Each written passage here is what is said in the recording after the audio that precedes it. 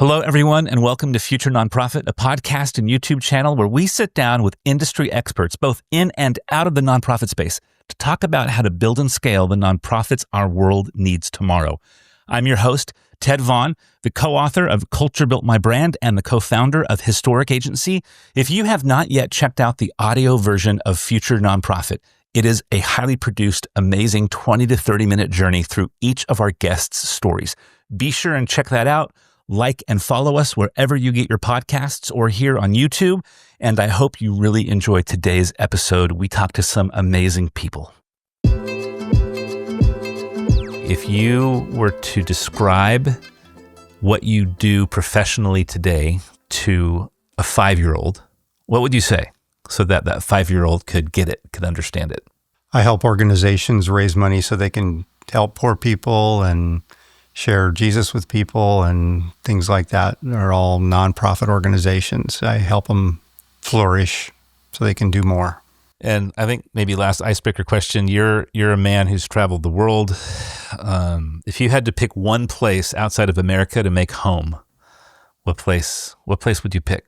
I would pick Italy. That's been my go-to country, just especially Tuscany, the combination of people, beauty, weather, food and wine, all just really special place. Been there many, many times. I feel like I could have answered that for you on your behalf.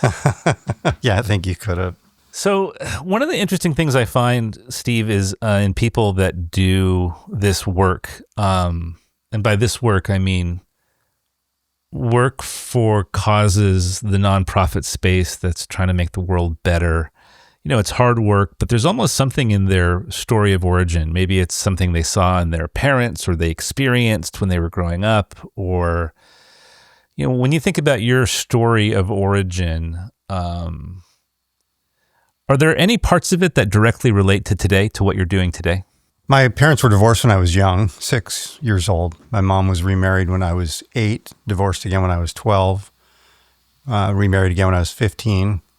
Then I went to live with my dad, who was on his second wife. So a lot of chaos, a lot of sort of borderline poverty. We were never homeless or anything, but my mom was a secretary and trying to raise 2 kids, and in between marriages, living in small apartments. And so I suppose to some extent, I had a heart for the poor and realized that life was not all roses and easy for people. And as I began to travel around the world, I realized America's kind of like Disneyland compared to the rest of the world. It's way harder in most parts of the world than it is in the United States. So I guess, my heart goes out to people in need, and that may be why I've spent my career helping nonprofits. I had never thought of it, actually. Do you ever work with an org or a leader or a person where it brings you back to childhood, to experiences that you remember? I don't think so, because we didn't experience homelessness. So the extreme that we often, we didn't. The kind of poverty that we're helping in the United States and around the world through the organizations we work for, I never experienced anything like that. I had a easy life compared to 90% of the world or 80% of the world. So I don't think that my actual work now connects me back to my childhood. Is there a person, maybe it was a coach, a teacher, a parent, is there somebody whose kind of nuggets or words of wisdom or influence in your life shaped you in ways that maybe were most transformative now that you can reflect back on? Maybe their wisdom or perspective or input into your life is something you still draw upon to this day? I don't have anybody like that from my childhood. By the time I was 18, I had lived in like 19 or 20, I forgot now. I calculated it when I was in my early 20s, but I had lived in 19 or 20 different places by the time I was 18. And most of them involved changing schools, coming up with new friends. And my sister and I are still close to this day. We're a year apart. She's a year younger. She still sees me as having sort of guarded her through that whole time of our childhood and made things not as bad for her, get her out of the room when parents were arguing, things like that. So I felt like I was kind of on my own. I would say what affected me more than somebody was the maturity that I had to have. I was left home alone at times, taking care of my sister. And one time the dog went into convulsions. I was about 10 years old. I got out the phone book. I looked in the yellow pages. I managed to remember the vet's name and called them, emergency number. Vet came over there, said this is a classic thing with dogs that are nursing, and gave her a calcium shot, and she was fine. And I was like 10, I think it's illegal to leave kids alone at that age. It is interesting how in this world of consulting and coaching, and which we're in, right? I mean, it's a big part of what we do is kind of that consultative partnering. In some ways, those traumatic growing up stories, like I remember my parents, I don't remember a lot about my childhood, but that conversation about the divorce my parents were getting when I was 6, I remember it to this day, like smells, some of the trauma that is experienced in growing up in less than ideal situations, right? It's amazing how that gets redeemed and utilized or turned into a strength to do the kind of work we do today. It sounds like there's a piece of that in your origin story. I would say for sure there was a maturity that came in my life at a young age that showed up in the workplace when I was still relatively young. In my 20s, I was being given more responsibility than any of my contemporaries, and I was told by my boss and others around me that I was very mature for my age, and I did try to, for example, have a very humble ambition, not walk over people, and try to help people along the way and befriend people. And that probably comes from there too. I mean, you're getting me into some deep woods that I didn't even think about. I've had therapy for years, and I've never thought about these things before. And you should have been a therapist and a consultant. How important is therapy to being a good leader? I mean, I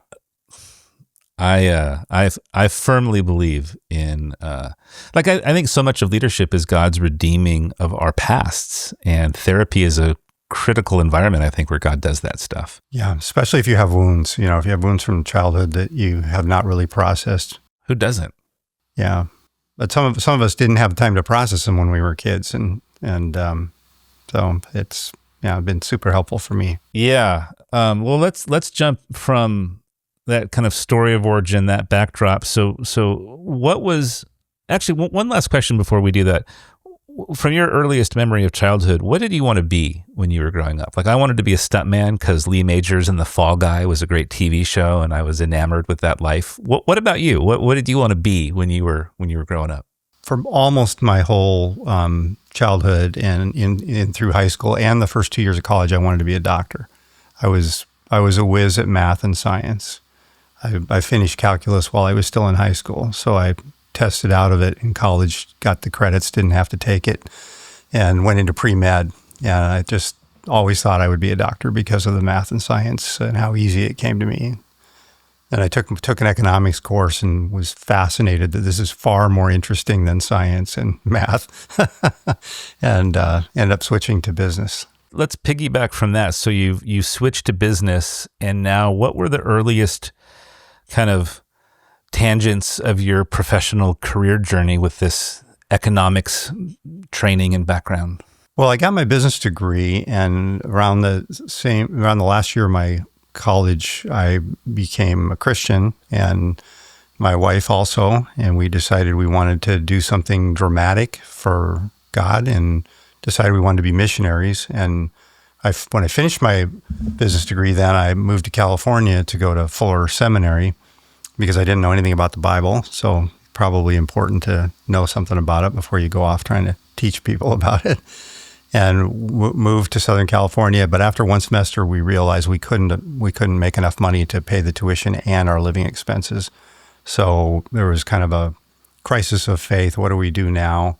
And my pastor told me about World Vision. It was right down the road, 10 minutes down the road from Fuller Seminary. And he said it's a big mission-oriented organization, and they probably have a need for someone with a business degree. And I walked in the front door and filled out an application and got hired. And a few years later, I was in charge of the fundraising for the United States. And that was the math and science coming in too, because it was very much a data-driven organization. They were just starting down that road in a major way, of mining data that they've been collecting for years. So your first step into a fundraising field was more around a drive to do something radical for God or be a missionary than it was to be a fundraiser. Absolutely. I don't think anybody grows up thinking I want to be a fundraiser when I grow up. I don't think anybody thinks I want my kid to be a fundraiser when they grow up. It's a good point. It's a good point. Yeah, or a consultant for that matter. Yeah. What is it about World Vision that stuck? Because you were at World Vision for how long? I mean, I was at World Vision for 12 years. Okay, so 12 years is a long time, especially for an early career. Why did you stick? What was it about that job, that environment? Why did it work? Well, my first job at World Vision was a full-time analyst on their data. They had a mainframe computer with all the donors, the donor transaction history, the television program performance history, everything they'd ever done. They did coding on, direct response marketing, what's just classic direct response marketing today. They were inventing back then, and this started in 1980. And it just fit perfectly with my math and science background. And so I would get a question from a senior executive, and I'd go see if I could mine the data and answer the question. And some of those were fundamental turning points in World Vision's growth. It came out of there, like figuring out that we could air television programs more than once a year in a market. And then we started doing some testing on that and found out that sure enough, we could air 13 weeks in a row and not see any decrease in response. Just blew our minds because the mental model was the Jerry Lewis telethon you can air once a year. And we started we doubled the television budget overnight, which was, like from $6 million to $12 million, and World Vision was maybe a $50 million organization. So that was a gigantic leap forward in terms of growth. And I was at the center of that because of doing the analysis. Then I began to get bored being a person who gave recommendations and didn't have any hands-on tangible responsibility. And I didn't know that. I just knew I was bored. I had an opportunity to become the COO of an organization. I thought, well, that sounds really interesting, like actually run something and be responsible for something. And the COO of World Vision heard about it, asked me to have lunch, and ended up opening a door for me to take on the fundraising for child sponsorship after the donors are acquired, which we didn't have a marketing mentality. We had a donor service mentality after they were acquired. And so my job was to maximize the retention of sponsors and the extra giving of sponsors. And that was a thing I did for a few years. And I just kept getting more things added on to me. Television, which started taking me all over the world to some of the hardest places in the world, and having my heart broken, but also feeling like I can really make a difference, and even helping decide whether we were going to open a program in a country because will we be able to raise money for it. I got to do that in Pakistan, for example, on the Afghan border when the Soviet Union went to war with Afghanistan and refugees were streaming across the border. World Vision was trying to decide, A, should we respond, and B, is it something we can raise money for because it's visual and it's visceral. And I was the one who went in to help figure that out. So I just kept getting more and more responsibility until I was VP of marketing in charge of the U.S. fundraising, which was half of all the funding for World Vision in the world, which took me to other support countries, took me to field director conferences, took me to just all kinds of opportunities to grow and learn. And so it was just a very rich environment. And we did a tremendous amount of testing and analysis, which was, like I said, that was the beginning of my career. So my tenure as VP of marketing was very much building that out and testing into every marketing channel. By the time I left, we were acquiring donors in every channel you could think of, from newspapers to radio to television to magazines. And I was in the middle of that expansion, and that was just very challenging and exciting.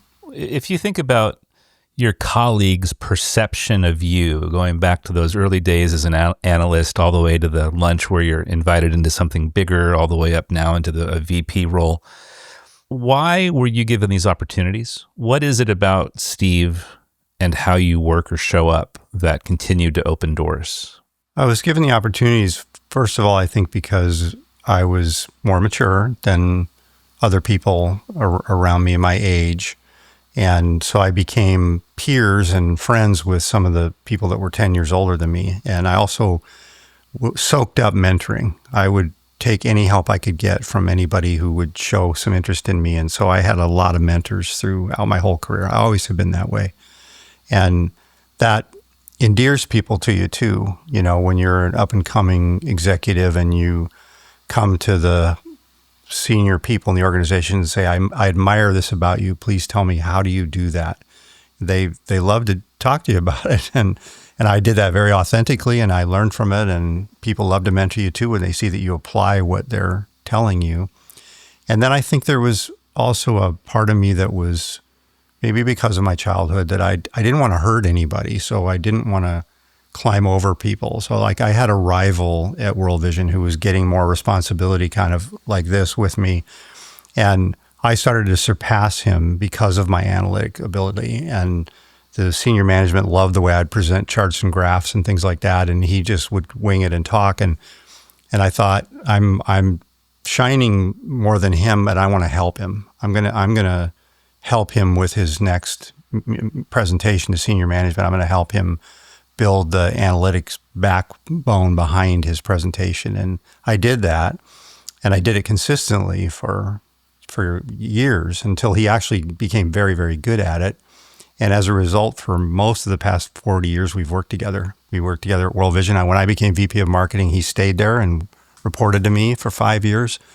And then he went and became the COO of another organization and hired our agency after 3 years or so, where we worked for him for 5 or 6 years. Then he joined me at Masterworks and has been at Masterworks for 25 years.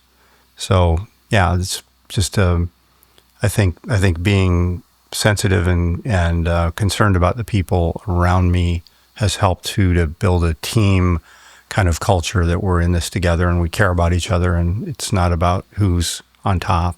You strike me as somebody who, and that, we're about to now move into the season of Masterworks and building a business, but you strike me as somebody who has drive, who has entrepreneurial vim and vigor, and yet there's this caretaking piece where you're not going to steamroll over other people or manipulate or abuse relationship. Have those been in tension or even war with each other over the years, or has that been an easy tension for you to navigate? It's been a tension I've been very aware of, that I have ambition for more responsibility, more impact, more accomplishment. I mean, that could be a childhood thing too, now that you got me in a therapy session. It's something I've called holy ambition. It's channeled. It's not climbing the ladder just for the sake of more money or success or power or any of that. It's about trying to have more impact. And as I see that my gifts, I think, can do more, I want to try to do more, and I'm willing to take the risk and even willing to fail.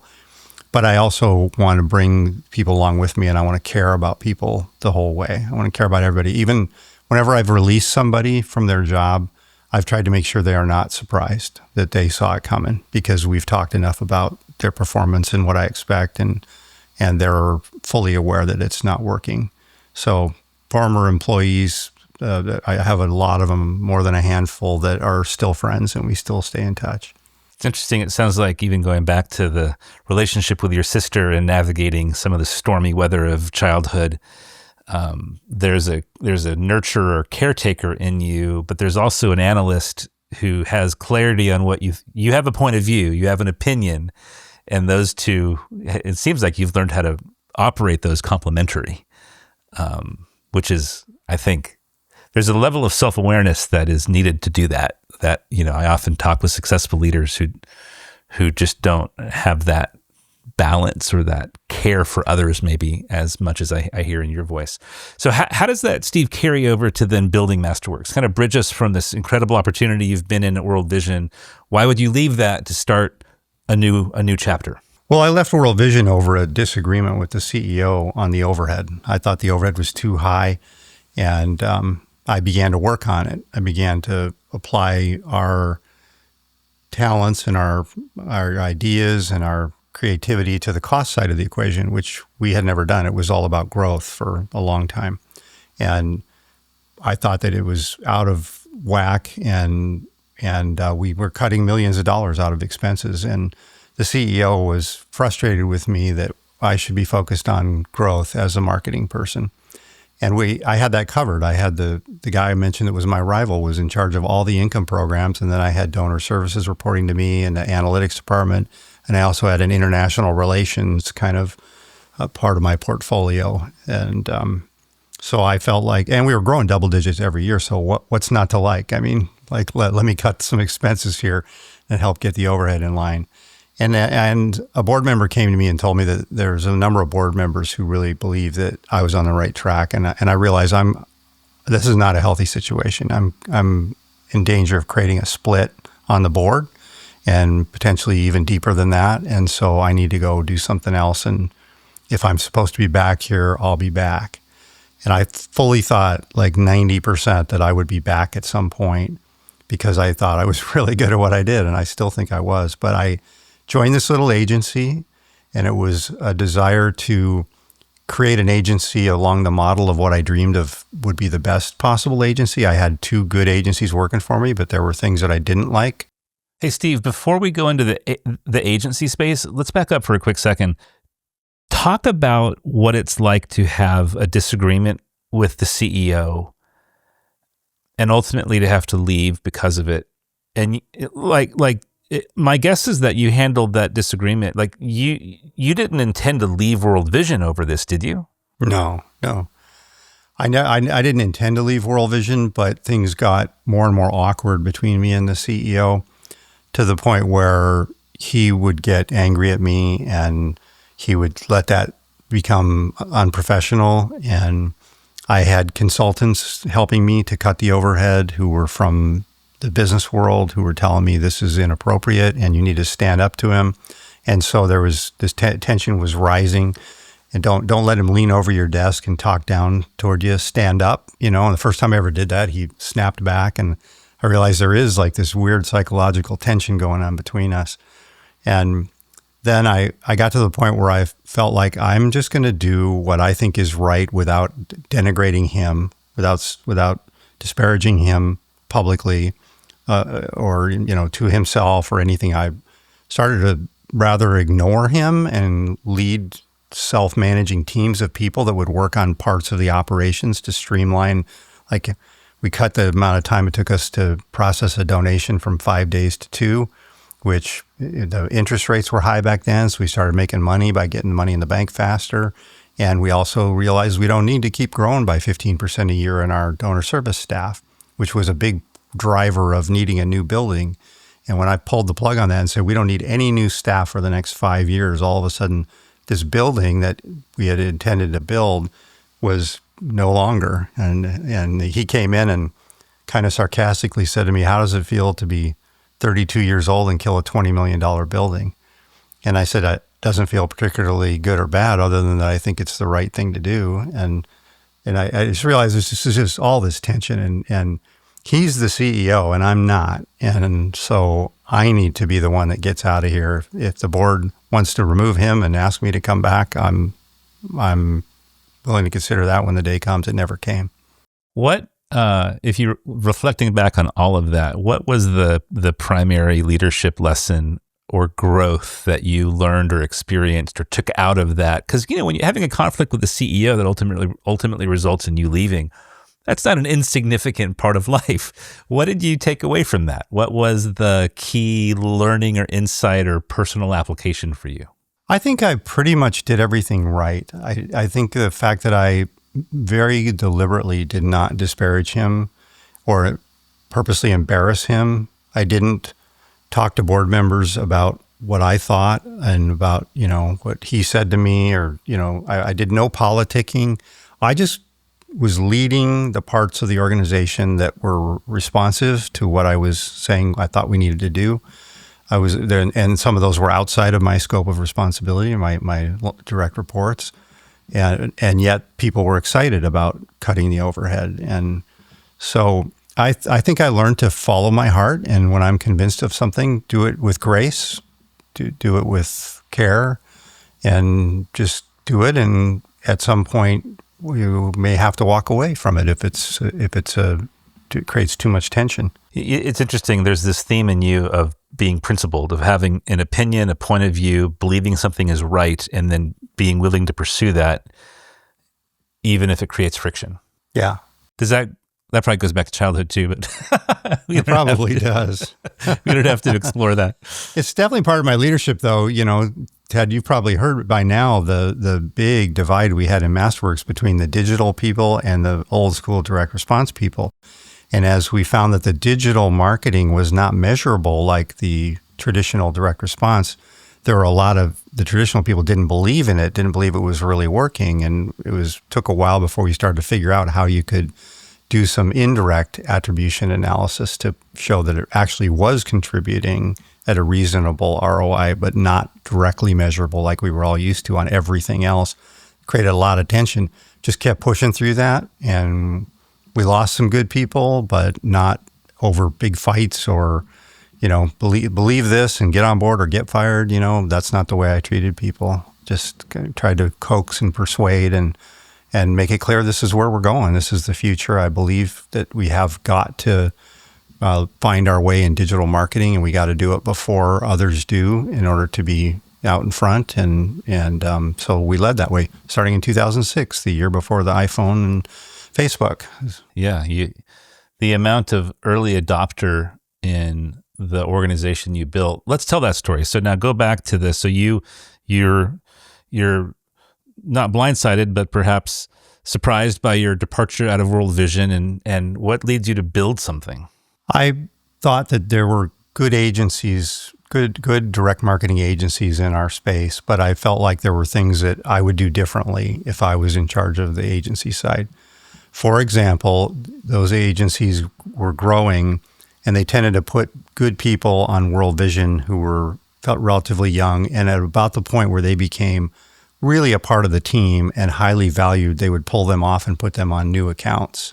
And so we were a training ground, and I didn't like that. And they were not very deep when it comes to strategy. So when we wanted to have a meeting about an idea, or, you know, how are we going to expand this? How far can we take this?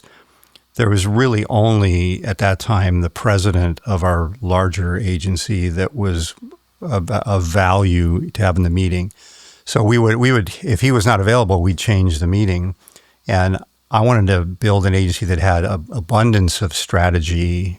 And you see that today, Ted, that you can't have too many good strategic thinkers.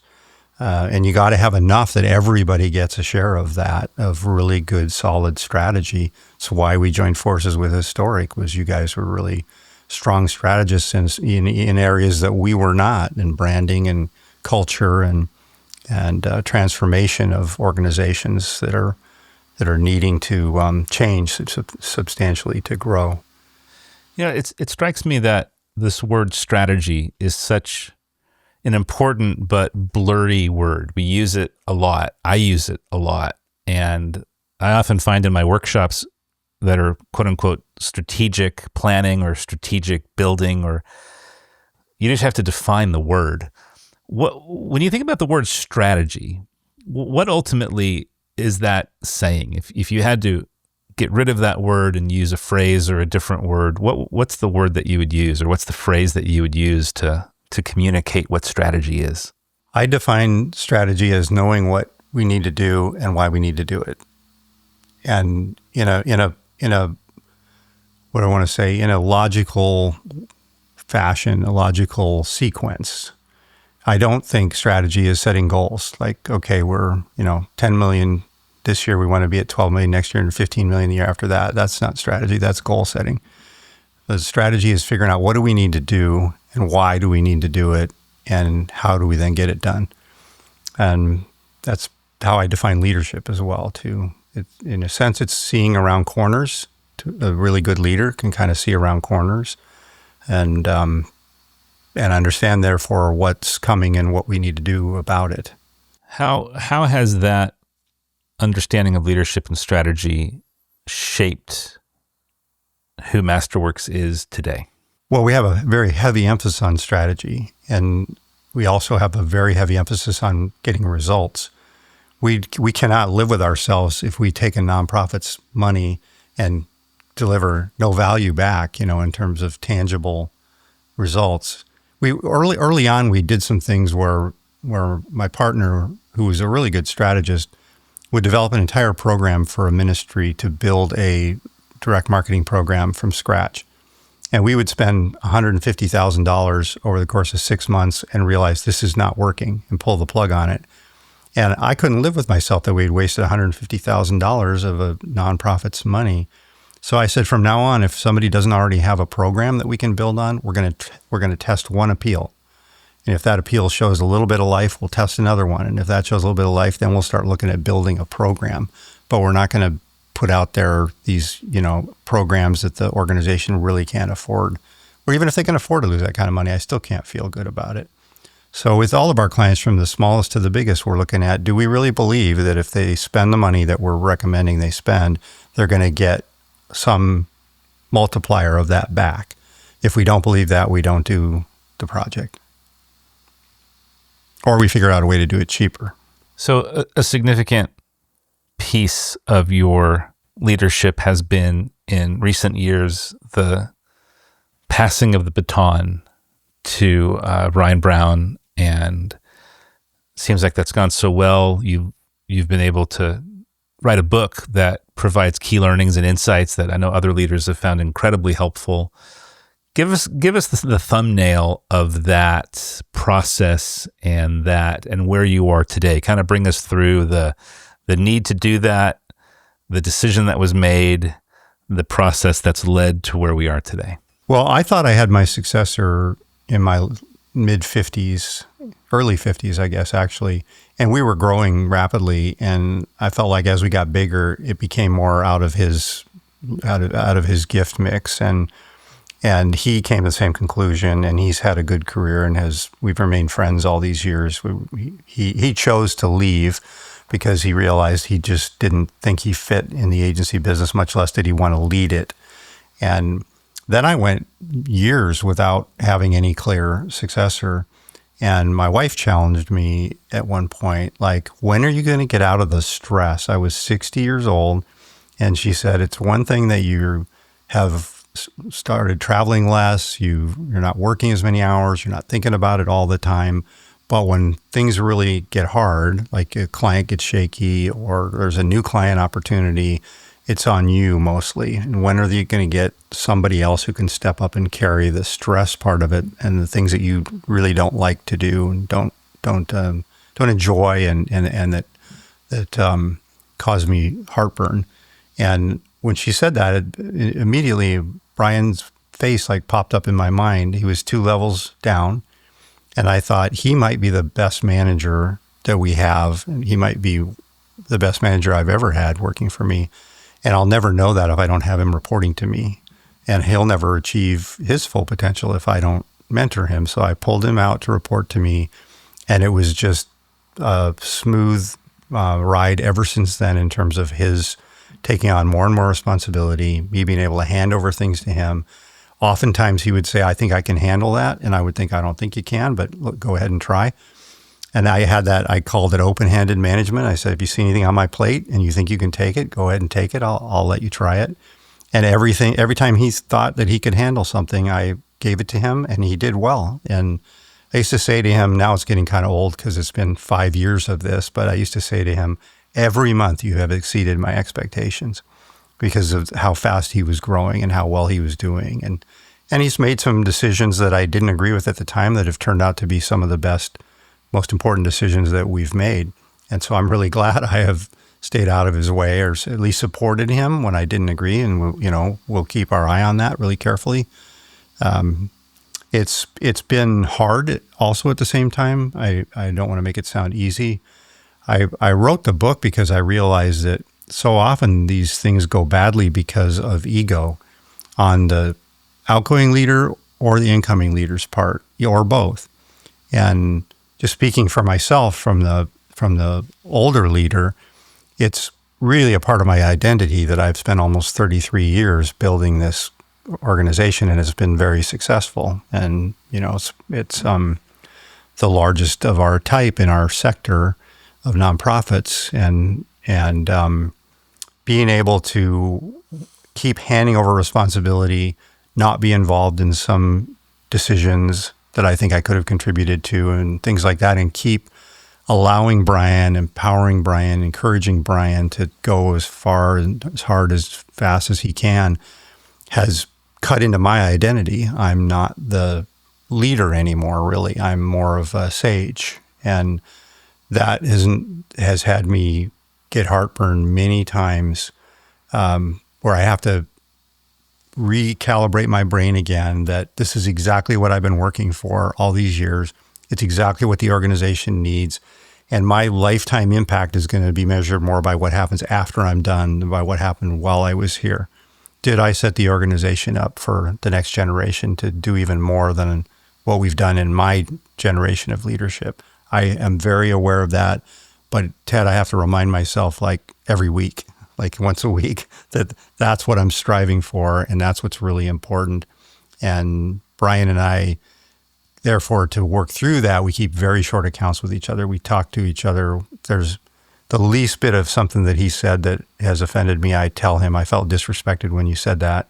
I don't do this in front of everybody. I do it privately with him. And as a result, we've developed a deep friendship and a commitment to each other to always keep really short accounts.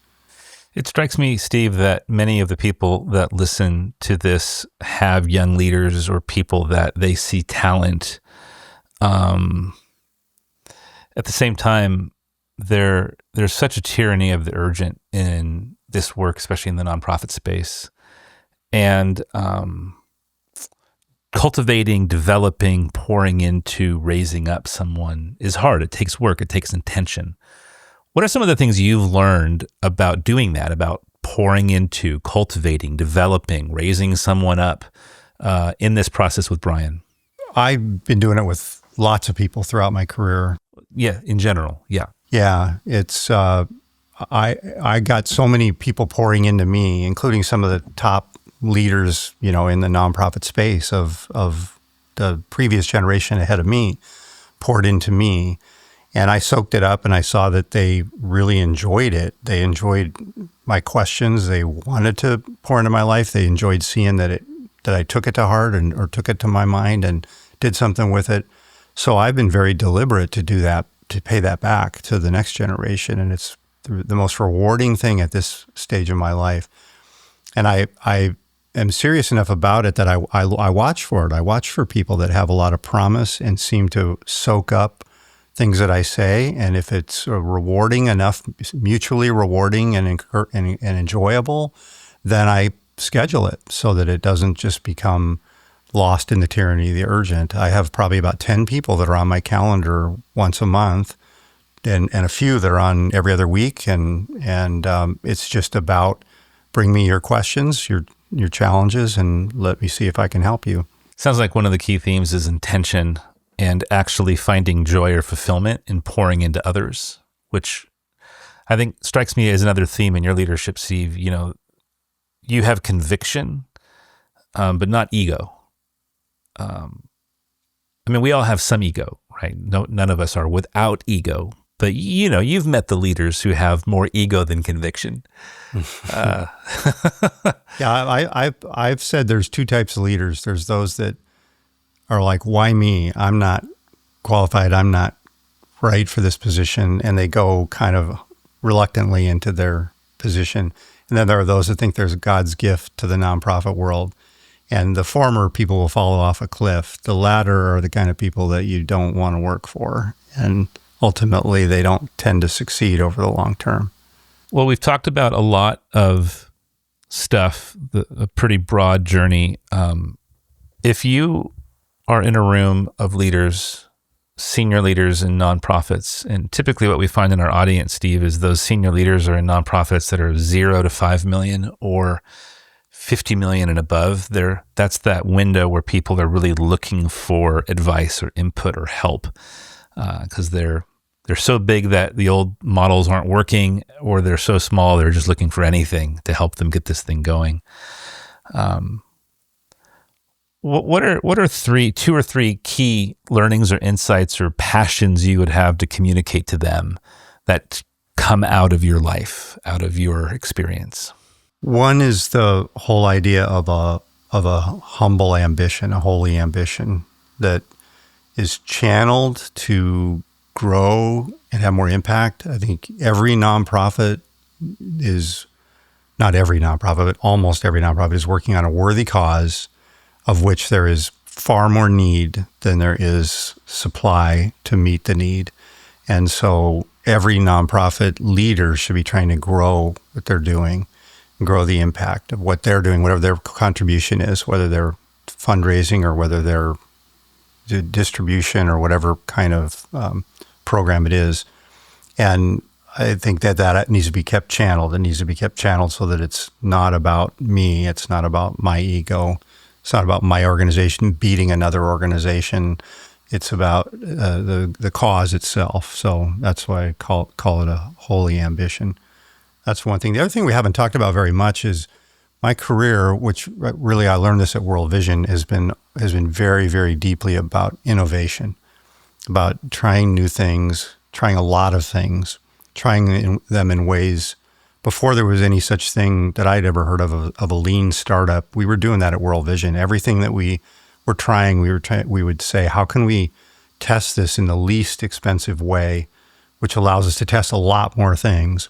And then I also called it toe in the water testing. We put a toe in the water and see if the water's warm. And if it is, then we'll put our whole foot in. And if it's still warm, then maybe we'll jump in and swim. We found out about Spanish language cable TV at World Vision. World Vision at that time was maybe $120 million a year. We found out about it. We thought, I wonder if our TV programs would work on those Spanish language cable TV stations, Telemundo and Univision. And we just took a English language program and dubbed it into Spanish with some Spanish actors for like $5,000, which was schlocky, but they were watching Dallas and things like that were dubbed, so it wasn't unheard of. And we aired it, and we got like 3 times the results we were getting on English language TV per dollar spent. So then we went and hired people and did a regular program all in Spanish from ground up, and we started airing that, and that worked. And we were still sending English language picture folders of sponsored children. And we'd had a little slip in there in Spanish saying, we hope that you can have someone in your household translate this if you don't speak English, which is schlocky also. But we didn't want to spend the money to transition all of our production facility. Right. You're putting your toe in the water. Yeah. But we plunged in pretty fast, and we went from 0 to $40 million a year in 3 years. And that's one of my favorite examples of doing a little test and then another little bigger test and then bigger changes and then go all in, and had a tremendous success. But we were testing about 100 things at a time when I was there. Let's camp on innovation for a little while, because I think not only is it a critical theme for our audience, but it's something that's very deep in your hardwiring and experience. There's often this maybe misunderstanding that innovation is some sort of like throw whatever you want to against the wall, and just this culture of anything can go and just try it all. And I find it's just the opposite. It seems like innovation at times requires rigor, and it requires measurement, and it requires adjudication and analysis.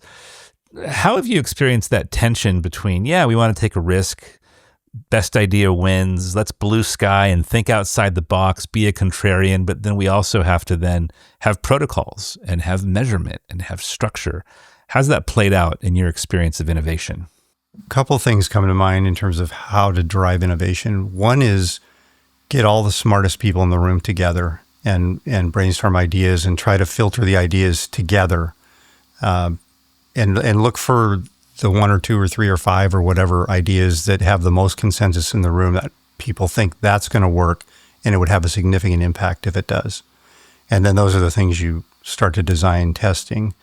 Then the structure, next element of structure is how little can we possibly spend to find out if it looks like it's workable. And which means you have to have measurement, like you say, Ted. You have to have what does it mean work? Does it mean better retention? Does it mean larger gifts? Does it mean more new donors? What do we expect it will look like if it works? And therefore, what should we measure to see if it's working? And then also what we found too is you have far more cycles of learning in the course of a year if you learn how to gauge that something looks like it's working quickly. So, for example, you send out direct mail, for example, you generally don't know whether it worked or not for 90 to 120 days because that's the length of time it takes to get the response back. So we developed methodologies to project after 45 days what was likely to return in 90 to 120 days based on the first 45 days. We learned at World Vision to be able to project donor lifetime value within about plus or minus 10% after 6 months. We saw that we could plot the monthly giving of a group of donors. You had to have enough donors in there. I don't even remember what the number was to make it reasonable, but hundreds of donors. And then you would plot the giving over 6 months, and we could put a second order equation, a parabolic kind of curve to it, and then look out 5 years and say these donors are worth $400 each, and it's costing us $80 to acquire them. So this looks like it's very successful. That was a big part of the breakthrough of being able to do innovation fast at World Vision. And we've continued to do that at Masterworks, similar things. When you think about the future of the space that we serve, not fundraising, but the nonprofit space, especially specifically the faith-based nonprofit, what is it that gives you the most excitement, and what is it that gives you the most concern when you think about just the broader world that we're serving? In the faith-based sector, the thing that makes me most excited, I think, is that people are really passionate about the cause. They don't tend to move around as much as other nonprofit leaders. They tend to settle into something they really believe in, homeless work or helping prisoners or whatever. And people tend to be passionate about that cause and stay with the organization. And then they get really good as a result of it. They get really smart about how to manage the results for that particular cause. The thing that concerns me the most about nonprofits, and I think faith-based nonprofits probably maybe struggle with this more than others, is the lack of innovation, the exact opposite of what we've been talking about, because they take the donor contribution so sacred. They think of this as not our money. This is the donor's money, and we've got to apply it, and we got to be sure that it's going to do what the donor gave it for. Therefore, the idea of risking it on Spanish language cable TV that you don't know whether it's really going to work or not is almost anathema. And that's too bad, because without innovation, you don't get growth.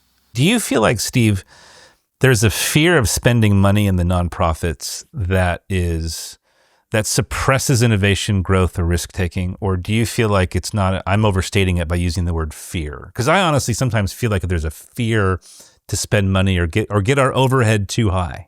Yeah, the overhead watchdog groups have beat up on organizations. Even though I took on that cause at World Vision, it was really out of whack at the time. It isn't anymore. They have very low overhead today. But when organizations try to drive the overhead down really, really low, then it means that they don't have the money to invest in growth. And I think that there is a fear of being compared to other organizations and their overhead rates, and almost we've created a culture where all overhead is bad, and that's really unhealthy for the nonprofit space. I literally had a board member say, "Listen, Ted, we would rather raise 30 million at this % overhead than raise 100 million and expand the overhead by 20%." That's a tension. The net income is what pays the bills, but if you just drive always for net income, you're going to end up with a 50% overhead, because you're willing to spend $1 to get $1.10, on that last expense. Yeah. For more stories from experts in the industry and to learn how to take your nonprofit into the future, like this video, subscribe to our channel and podcast, and visit makehistoric.com/insights. Thank you so much for listening. I'm Ted Vaughn, and this is Future Nonprofit.